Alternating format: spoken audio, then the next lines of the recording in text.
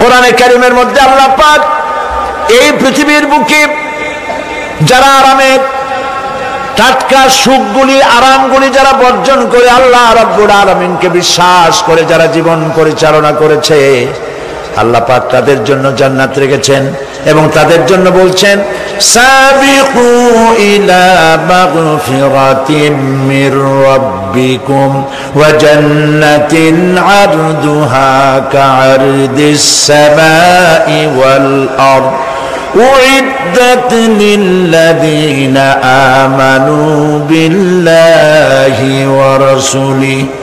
আল্লাহ পাক বলেন প্রতিযোগিতা করো আল্লাহর মাগফিরাত কামনার জন্য আর জান্নাতে যাওয়ার জন্য প্রতিযোগিতা করো, আল্লাহর রহমত পাওয়ার জন্য সৎ কাজের প্রতিযোগিতা করো, তাহলে আল্লাহ রাব্বুল আলামিন তোমাদেরকে ক্ষমা করবেন আর তোমাদের জন্য এমন জান্নাত দিবেন যেই জান্নাত আকাশের বিশালতার জমিনের বিশালতার মতো। এই বিরাট জান্নাত তোমাদেরকে দিবেন। এই জান্নাত চিরস্থায়ী সুখ এবং শান্তি জায়গা হবে। মাসালুল জান্নাতিল্লাতী উইদাল মুত্তাকুন ফিহা আনহারুম মিন মাইন গায়রি আসিলিন ওয়া আনহারুম মিন লাবানিন লাম ইয়াতাগায়্যার তা'আমুহু। আল্লাহ পাক বলছেন জান্নাত আল্লাহ পাক ওয়াদা করেছেন মুত্তাকীদের জন্য। আল্লাহ পাক জান্নাত দিবেন যে জান্নাতের ভেতরে রয়েছে মধুর প্রস্রবণ, রয়েছে দুধের প্রস্রবণ, রয়েছে সেখানে স্বচ্ছ পানীয় পানির প্রস্রবণ রয়েছে। এই সুন্দর জান্নাত ঝর্ণা ধারা আল্লাহ পাক সৃষ্টি করেছেন, বাগ বাগিচা দিয়ে ভরে রেখেছেন জান্নাত। সেই জান্নাতে জান্নাত হবে এয়ার কন্ডিশন, রৌদ্রের তাপ হবে না সেখানে, রৌদ্রের খরতাপ হবে না সেখানে, ঠান্ডার প্রচন্ডতা থাকবে না। কিরকম হবে জায়গাটা? আল্লাহ পাক বলছেন মুত্তাকিনা আলাল আরাইকি লা ইয়ারাউনা ফিহা শামসান ওয়ালা জামহারিরা ওয়া দানিয়াতান আলাইহিম যিলালুহা ওয়া যুল্লিলাত কুতুফুহা তাযলিলা। আল্লাহ পাক এমন জান্নাত রেখেছেন, সেই আল্লাহ পাক সেই জান্নাতের ভিতরে জান্নাতীরা ঠেস লাগায়া মুখোমুখি অবস্থায় তারা সেখানে বসবে আর জান্নাতীদের মনের মধ্যে কোনো দুঃখ থাকবে না, পেরেশানি থাকবে না। পৃথিবীতে মানুষের দুঃখ থাকে, পেরেশানি থাকে, সেখানে কোনো দুঃখ আর পেরেশানি থাকবে না। সেই জায়গাটা হবে শীতাতপ নিয়ন্ত্রিত, না শীত না গরম, চির বসন্ত বিরাজ করবে। জান্নাতীরা সেখানে থাকবে। এই সুন্দর জান্নাত আল্লাহ পাক রেখেছেন মুত্তাকীদের জন্য। সুবহানাল্লাহ। কাফেরদের জন্য জান্নাত হবে, জাহান্নাম হবে চিরকাল। খালিদিনা ফিহা আবাদান, চিরকাল কাফেররা জাহান্নামে থাকবে। সর্বশেষ যে ব্যক্তি জাহান্নাম থেকে মুক্তি লাভ করবে তাকে আল্লাহ পাক বলবেন, ফেরেশতাদেরকে বলবেন, আমার ফেরেশতারা আমার এই বান্দাকে জান্নাত এবং জাহান্নামের মাঝখানে রেখে দাও। জান্নাত এবং জাহান্নামের মাঝখানে লোকটি যখন থাকার জায়গা পাবে সে জান্নাতের দিকে তাকায়া দেখবে আর কাঁদতে থাকবে। আল্লাহ পাক জিজ্ঞেস করবেন, বান্দারে যুগের পর যুগ ধরে জাহান্নামে কেঁদেছো, আমি রব্বুল আলামিন জাহান্নাম মাফ করে দিয়া জান্নাত জাহান্নামের মাঝখানে রেখে দিয়েছি, আযাব থেকে তো বেঁচে গেছো, এখন কাঁদো কেন? লোকটি বলবে, রব্বুল আলামিন কান্দি এই কারণে, জাহান্নাম থেকে মাফ করেছো, তোমার শুকরিয়া আদায় করি। জান্নাত তো আমার কপালে নাই, কিসমতে নাই, কিন্তু জান্নাত আমি এখান থেকে দেখতে পাচ্ছি, জান্নাতের সুঘ্রাণ আমার নাকে আসতেছে, কপালে নাই যাওয়ার। আমি কাঁদি এই জন্য, তুমি যদি মেহেরবানি করে আমাকে জান্নাতের দরজার কাছে একটু দাঁড় করায় দিতা, প্রাণ ভরে তোমার জান্নাতের দৃশ্যটা একটু দেখতাম। আল্লাহ পাক তার আরজি পূরণ করবেন, বলবেন যাও, ফেরেশতাদের বলবেন এর জান্নাতের দরজার কাছে দাঁড় করায় দাও। জান্নাতের দরজার কাছে দাঁড়িয়ে লোকটি আবার কান্না শুরু করবেন। আল্লাহ পাক প্রশ্ন করবেন, এবার কান্দো কেন? লোকটি বলবে রব্বুল আলামিন কান্দি এই কারণে জান্নাতের এই দরজায় দাঁড়ায়া, জান্নাতের অফুরন্ত নেয়ামত কিছুই ভালো করে দেখা যায় না, শুধু অল্প জায়গা দেখি। যদি তুমি আমারে দয়া করে জান্নাতের মাঝখানে দাঁড় করায় দিতা, চতুর্দিকে তাকায়া তাকায়া দেখা কলিজারে ঠান্ডা বানাইতাম। তবে আমি ওয়াদা করি জান্নাতের কোনো নাজ নেয়ামত, কোনো ফল আমি খাবো না, ধরবো না, সইব না। একটুখানি মেহেরবানি করে মাঝখানে দাঁড় করাইয়া দাও, জান্নারে ঠান্ডা করি। আল্লাহ রব্বুল আলামিন ফেরেশতাদের বলবেন আমার এই বান্দারে জান্নাতের মাঝখানে দাঁড় করাইয়া দে। আল্লাহর নবী বলেন জান্নাতের মাঝখানে দাঁড়িয়ে লোকটি আগের চাইতে আরো জোরে চিৎকার মেরে কাঁদতে থাকবে। আল্লাহ পাক বলবেন বান্দারে কি হলো তোর? দরজার কাছে আসতে চাইছিলে, আইনা দিলাম। আবার এবার মাঝখানে আসতে চাইছো, তাও এনে দিয়েছি। আবার কান্দো কেন? লোকটি বলবে রব্বুল আলামিন এবার কান্দি এই জন্যে তুমি যখন দয়া করে একটিবার জান্নাতের মাঝখানে এনে আমাকে দাঁড় করায় দিয়েছো, তুমি রহমান রহিম গফুরুর রহিম, এই জান্নাত থেকে আবার আর বাইর করে দিও না। আল্লাহ রাব্বুল আলামিন বলবেন ও আমার বান্দারে, আমার এই জান্নাত তোর খুব পছন্দ হয়েছে নাকি? লোকটি বলবে রব্বুল আলামিন কলিজা ঠান্ডা হয়ে গেছে, ভাবতেও পারি না এই জান্নাত এত সুন্দর। আল্লাহ পাক বলবেন বান্দারে এরকম একটি নয়, দুইটা নয়, তোর জন্য আমি 10টা জান্নাত এরকম রিজার্ভ করে রাখছি। সুবহানাল্লাহ। আল্লাহ পাককে ভয় করে পৃথিবীর সমস্ত পাপ থেকে যারা নিজেকে রক্ষা করবে আল্লাহ তাদের জন্য এই জান্নাত রেখে দিয়েছেন। সুবহানাল্লাহ। সেই জান্নাতের রিসিপশন আপনারা আন্দাজ করতে পারবেন না রিসিপশন কারে কয়।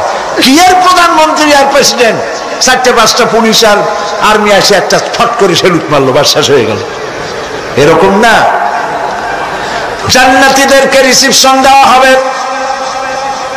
জান্নাতীরা যখন আল্লাহর হুকুমে জান্নাতের দিকে যেতে লাগবে, আর যখন জান্নাতের কাছে চলে যাবে আল্লাহ রাব্বুল আলামিন শোনায় দিচ্ছেন হাত্তা ইযা জাউহা ফুতিহাত আবওয়াবুহা ওয়া ক্বালা লাহুম খাজানাতুহা সালামুন আলাইকুম তিবতুম ফাদখুলুহা খালিদিন। সুবহানাল্লাহ।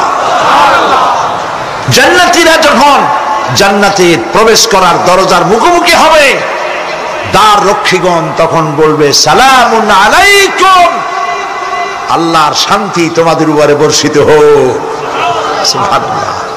দুনিয়ার টাটকা টাটকা সুখগুলি 2 পা দিয়ে ঠেলে দিয়েছো, টাটকা সুখগুলি গ্রহণ করো নাই, হারাম খাও নাই, আল্লাহর দ্বীন কায়েমের জন্য রক্ত দিয়েছো, জীবন দিয়েছো, কষ্ট করেছো, আল্লাহকে ভয় করেছো। আমাদের সালাম গ্রহণ করো, জান্নাতের মধ্যে ঢুকে যাও চিরকালের জন্য। সুবহানাল্লাহ। আর বাইরে হওয়া লাগবে না, চিরকাল এই জান্নাতের মধ্যে তোমরা বসবাস করতে পারবে, আল্লাহ রাব্বুল আলামিনের ফেরেশতারা বলে দিবেন। জান্নাতের মধ্যে আল্লাহ পাক হুরদের সঙ্গে জান্নাতীদের বিয়ের ব্যবস্থা করে দিবেন। কোরআনে কারিমে আল্লাহ পাক বলেন মুত্তাকিনা আলা সুরুদিম মাসফুফাতিন ওয়া যাওয়াজনাহুম বিহুরিন ঈন। সামনাসামনি ভাবে সাজানো সারি সারি আসন সমূহের উপর তারা ঠেস লাগায় বসে থাকবে, আর আল্লাহ রাব্বুল আলামিন হুরদের সাথে জান্নাতীদের বিয়ের ব্যবস্থা করে দিবেন। যেসব হুরের সঙ্গে বিয়ে হবে তাদের আল্লাহ পাক বিবরণ দিচ্ছেন কি রকম হবে তারা। লাম ইয়াতমিসহুন্না ইনসুন ওয়ালা জান, এর পূর্বে জিন এবং ইনসান এদেরকে কেউ স্পর্শ করে নাই। কি রকম তারা? কাআন্নাহুন্নাল ইয়াকুতু ওয়াল মারজান, যেমন ঝিনুকের ভিতরে মণিমুক্তা থাকে এইভাবে আল্লাহ পাক তাদেরকে পবিত্র করে রেখে দিয়েছেন। আমার প্রিয় ভাইরা, আল্লাহ রাব্বুল আলামিন কোরআনে কারীমের ভিতরে বলেছেন ফাবিআইয়ি আলা'i রাব্বিকুমা তুকাযযিবান। জান্নাত দান করে আল্লাহ পাক এবার জান্নাতীদেরকে সম্বোধন করে বলবেন, ইয়া ইবাদি লা খাউফুন আলাইকুমুল ইয়াওমা ওয়ালা আনতুম তাহজানুন। হে আমার বান্দারা, লা খাউফুন আলাইকুমুল ইয়াওম, আজ আর কোনো ভয় নাই। সুবহানাল্লাহ, সুবহানাল্লাহ। আজ আর কোনো ভয় নাই, কোনো চিন্তাও নাই, আরামে এই জান্নাতের মধ্যে বসবাস করো। এরপরে আল্লাহ পাক জিজ্ঞেস করবেন, ও আমার জান্নাতীরা, আমি যেসব ওয়াদা করছিলাম আমার ওয়াদা মোতাবেক সমস্ত নিয়ামত পেয়েছো? তারা বলবে হ্যাঁ পেয়েছি, সব নিয়ামত আপনার ওয়াদা মোতাবেক সব পেয়েছি। আল্লাহ রাব্বুল আলামিন বলবেন সব পাও নাই, ওয়ানাদাইনা মাজিদ, আমার কাছে আরো বেশি আছে। সুবহানাল্লাহ, আমার কাছে আরো বেশি আছে। জান্নাতীরা বুঝবে না সে আরো বেশিটা কি, এর থেকে আর বেশি কি।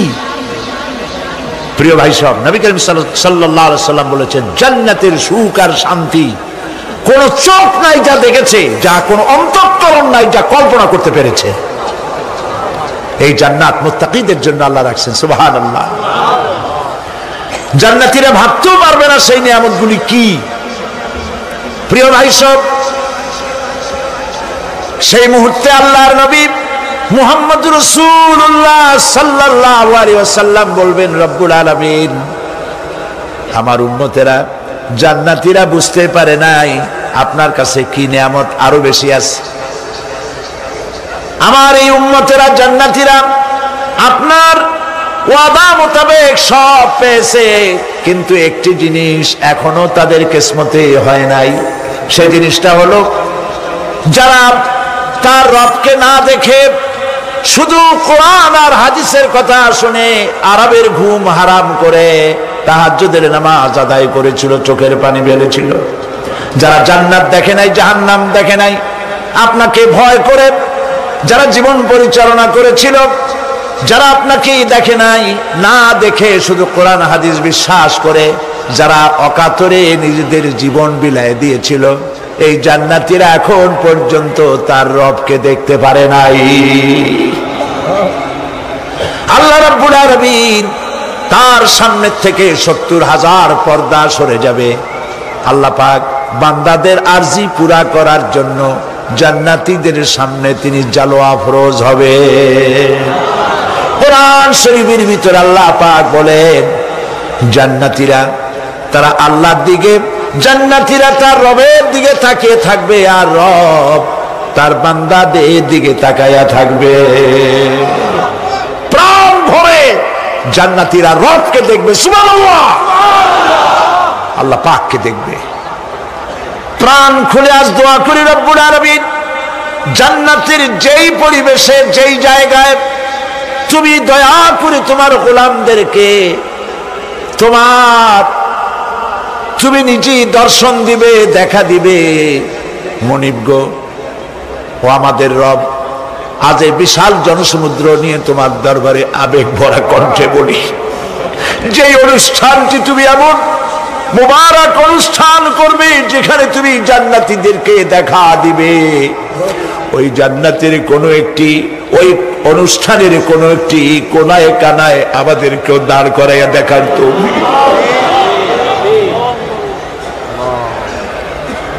প্রিয় ভাই সব, আল্লাহ রাব্বুল আলামিন মানুষের সামনে এত সব নিয়ামত রেখেছেন, এই জান্নাত দান করবেন।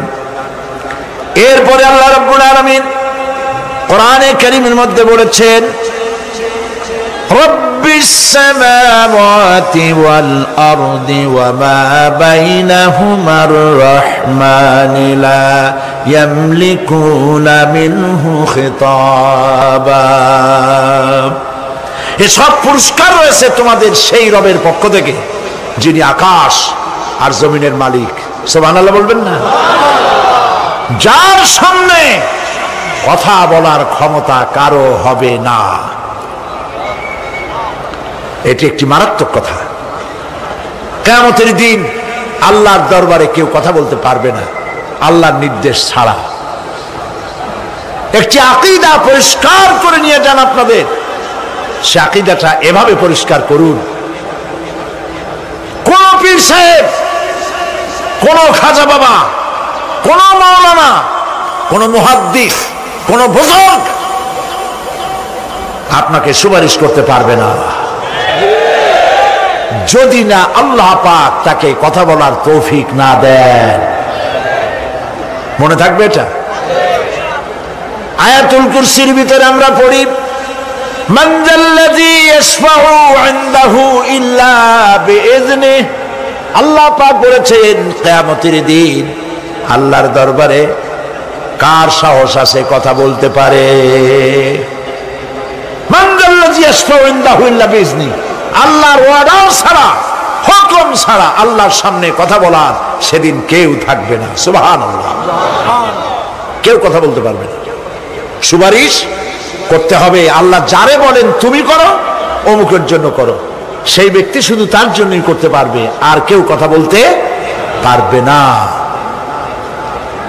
সেই কঠিন হাসরের ময়দান, যেদিন শুধুমাত্র আল্লাহ পাক কথা বলবেন, আর যারে বলতে বলবেন সেই কেবলমাত্র বলতে পারবে। সুপারিশ এটি আল্লাহ পাক কিয়ামতে পারমিশন দিলে বলা যাবে। হযরত ইব্রাহিম আলাইহিস সালাম কিয়ামতের দিন তার নিজের পিতা সম্পর্কে সুপারিশ করবেন, রব্বুল আলামিন আমার আব্বার জন্য সুপারিশ করতেছি, মেহেরবানি করে জাহান্নাম থেকে তারে আপনি রক্ষা করুন। আল্লাহ রব্বুল আলামিন বলবেন, ইব্রাহিম তোমার সুপারিশ মঞ্জুর হবে না। প্রিয় ভাই সব একটু মাথা খাটান, চিন্তা করেন। জাতির পিতা কে? জাতির পিতা চিল্লায় বলুন, কলিজা সাফ করে ফেলুন।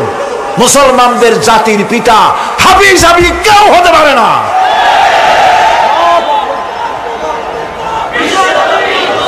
মিল্লাতা আবিকুম ইব্রাহিম।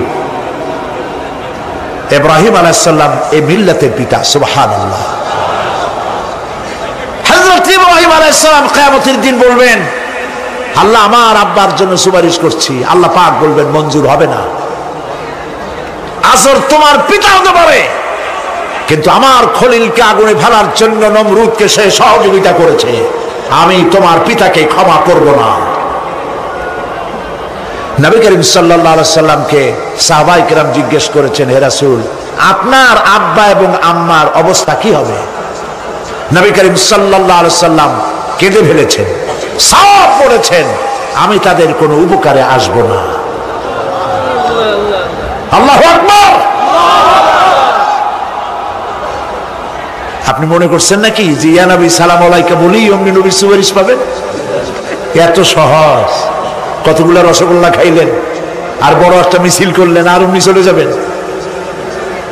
পৃথিবীর সব মানুষ, সাহাবায়ে কেরাম বাদ দেন, পৃথিবীর সমস্ত মানুষ একত্রিত হয়ে আবু তালেব রাসূলুল্লাহকে যে ভালোবেসেছেন, ওর 1000 ভাগের 1 ভাগও সারা দুনিয়ার মানুষ রাসূলুল্লাহকেই ভালোবাসতে পারবে? পারবে? নিজের ছেলে আলীকে, আলী রাদিয়াল্লাহু তাআলা আনহুকে আলাদা বিছানায় শোয়াইয়া, ছোট্ট মানুষ হযরত আলী আলাদা জায়গায় রাখিয়া মুহাম্মদুর রাসূলুল্লাহ সাল্লাল্লাহু আলাইহি সাল্লাম এতিম মানুষ তারে কলিজার সাথে বুকের মধ্যে আশ্রয় দিয়ে আগলে রেখেছেন বুক ভরে। সেই আবু তালেব মৃত্যুর সময় নবী করিম সাল্লাল্লাহু আলাইহি সাল্লাম বলেছিলেন, চাচা একটি বার আমার কানে তাওহীদের কালেমা শোনায় দেন। আবু তালেব তার কিসমতে ছিল না কালেমা। মরে যাওয়ার পর একজন সাহাবী বলেছিলেন, ইয়া রাসূলুল্লাহ মৃত্যুর সময় আবু তালেবের মুখ আমি নড়তে দেখেছি, তিনি কালেমা পড়েছেন সম্ভবত। রাসূলুল্লাহ সাফ বলেছেন আমি শুনি নাই। এত ভালোবাসার পরেও হাদিস শরীফে এসেছে আবু তালেব জাহান্নামে যাবে। কোথায় যাবে? জাহান্নামে। সবচাইতে কম আযাব হবে কার? আবু তালেবের। কম আযাবটা কি? হাদিস শরীফে এসেছে কম আযাব হলো জাহান্নামের আগুন দিয়ে এক জোড়া জুতা তৈরি করে আবু তালেবের পায়ে পরিয়ে দেওয়া হবে। সেই জাহান্নামের আগুনের তৈরি করা জুতার তাপে আবু তালেবের মাথার ঘিলুগুলো টকবক করে বউ পড়তে লাগবে। এত ভালোবেসে যদি কিয়ামতে উপায় না হয়, আপনি ইয়া নবী সালাম আলাইকা, ইয়া রাসূল সালাম আলাইকা, আর কতগুলো জিলাপি খাইলেন, বড় একটা মিছিল করলেন। প্রিয় ভাই সব, এইসব বিদআত ছাড়ুন, এগুলি সুস্পষ্ট বিদআত। রাসূলুল্লাহকে ভালোবাসবেন, সাহাবীরা যেভাবে ভালোবেসেছেন ওইভাবে ভালোবাসবেন।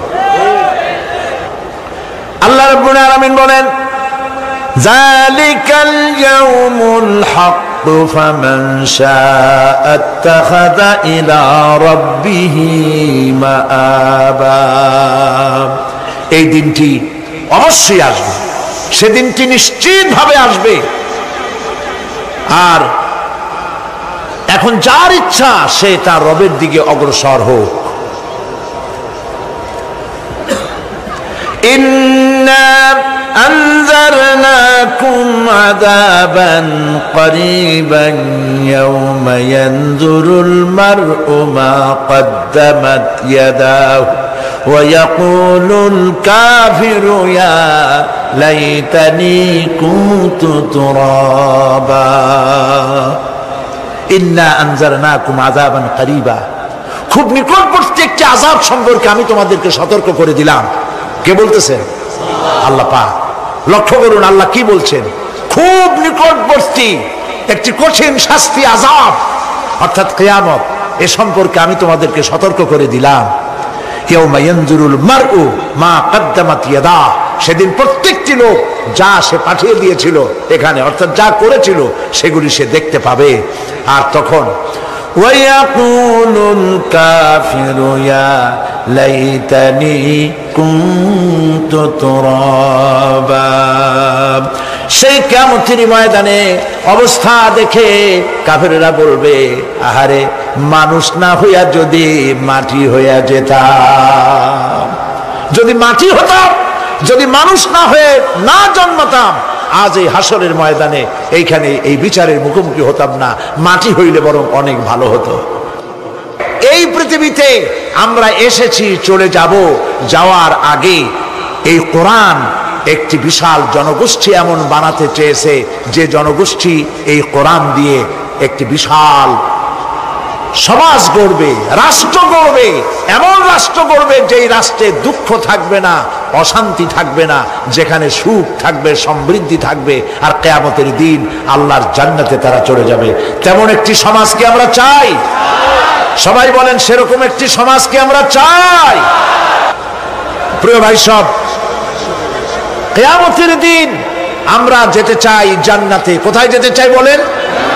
জোরে বলেন। এই জান্নাতে যাওয়ার জন্যে, এই জান্নাতে যাওয়ার জন্য দুইটা কাজ করতে হবে। কয়টা কাজ?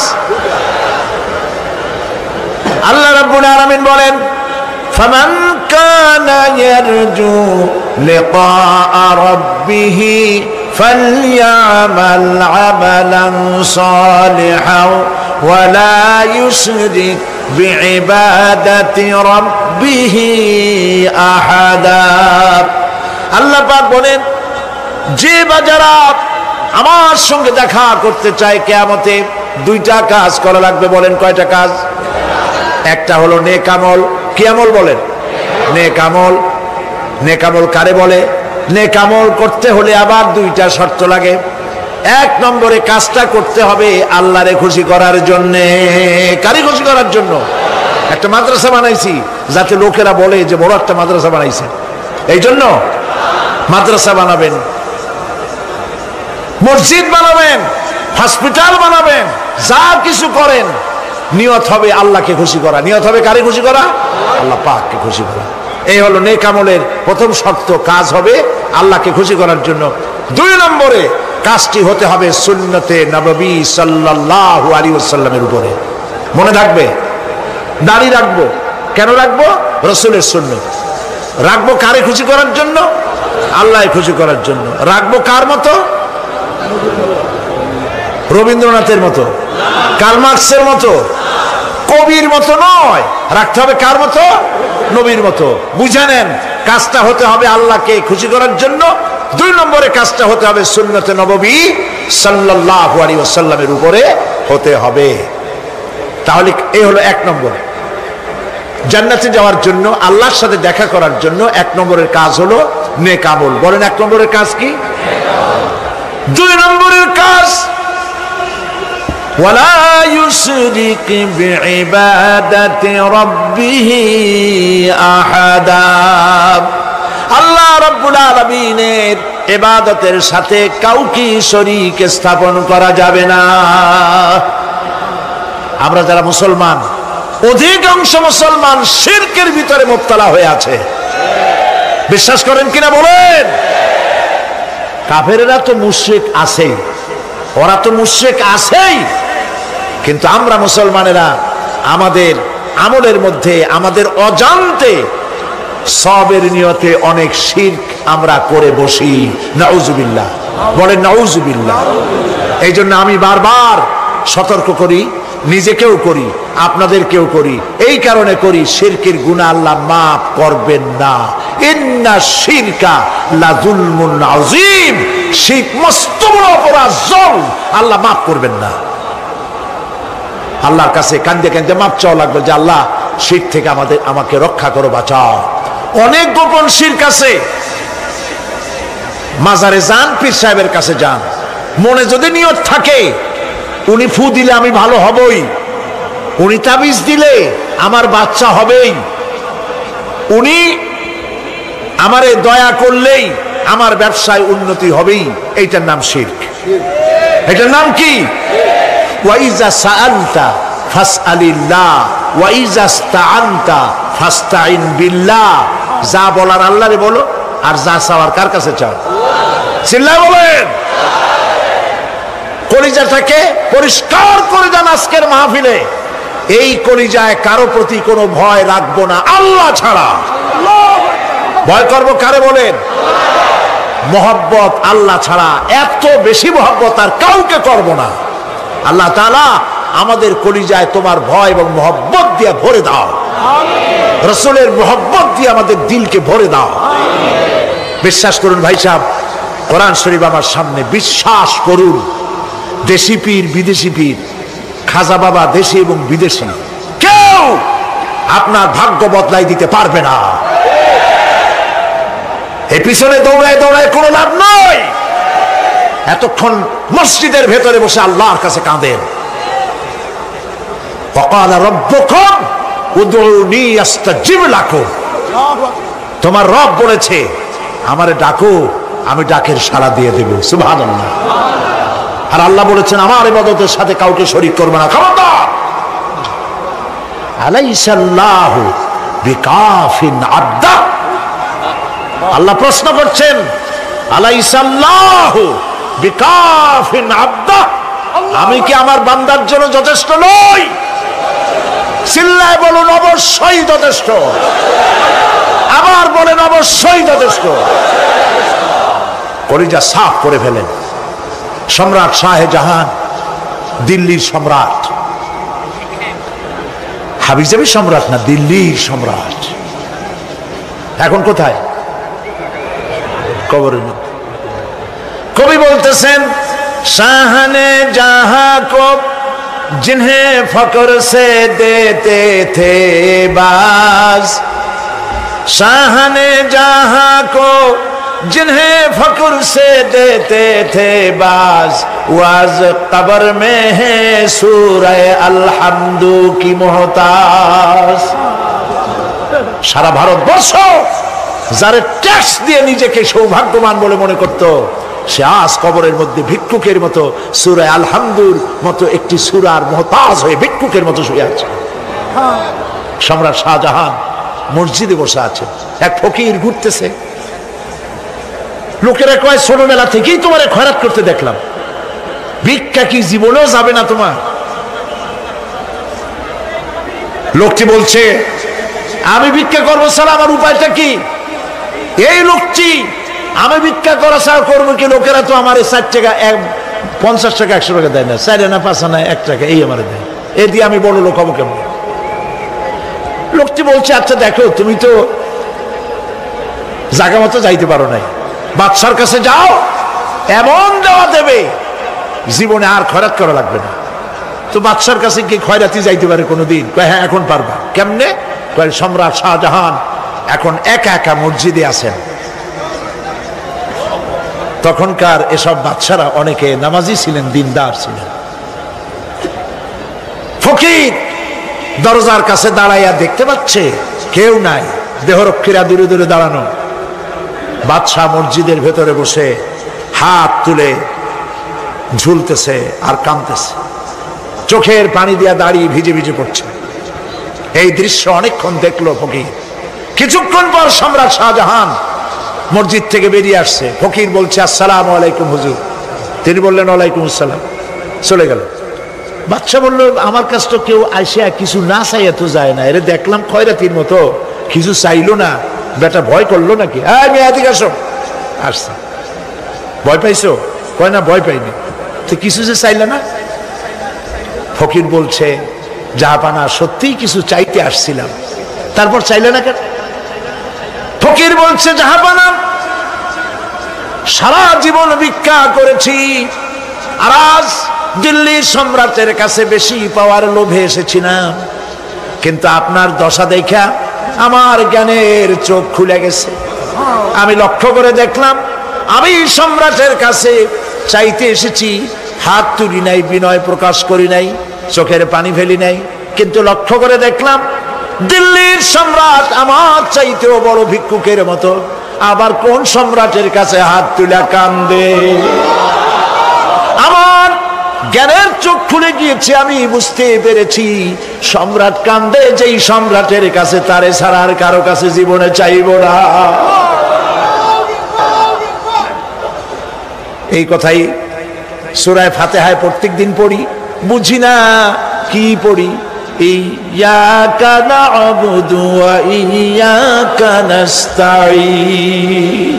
আয় আল্লাহ, একমাত্র তোমার গোলামি করি আর তোমার কাছে সাহায্য চাই, তুমি ছাড়া কারো কাছে সাহায্য চাই না। কলিজা সাফ করুন। কোন মরা পীর, কোন জিন্দা পীর আপনার মনের আশা পুরা করতে পারবে না, পারবে না, পারবে না।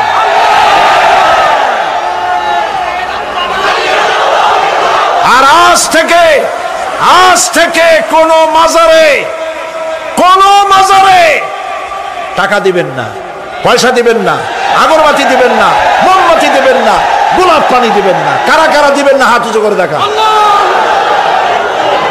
সুবহানাল্লাহ, আলহামদুলিল্লাহ, লা ইলাহা ইল্লাল্লাহ। সুবহানাল্লাহ, আলহামদুলিল্লাহ, লা ইলাহা ইল্লাল্লাহ। সুবহানাল্লাহ, আলহামদুলিল্লাহ,